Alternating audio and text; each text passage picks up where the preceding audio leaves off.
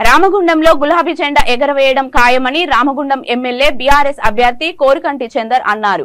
Godavarikhani 2A ఎంక్లైన్ బొగ్గుగనిపై ఎన్నికల ప్రచారం నిర్వహించారు. సింగరేణి కార్మికుల సంక్షేమంపై ముఖ్యమంత్రి కేసీఆర్ ప్రత్యేక శ్రద్ధ వహిస్తున్నారని తెలిపారు. కార్మికులకు 32% లాభాల వాటా ఇచ్చారని, మళ్లీ మూడోసారి కేసీఆర్ ను ముఖ్యమంత్రి చేయడానికి కార్మికులు సిద్ధంగా ఉన్నారని ధీమా వ్యక్తం చేశారు.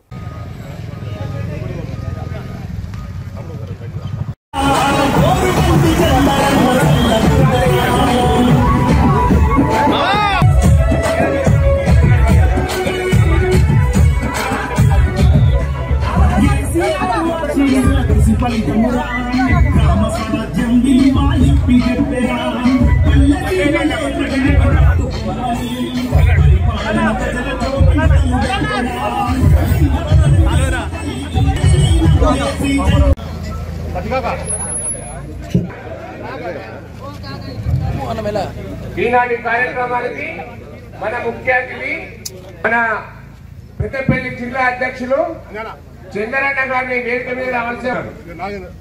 అలాగే బొగ్గుబాయి మీద మైన్ మీద కార్మికులను కలిసేటువంటి కార్యక్రమంతో ప్రారంభమవుతుంది.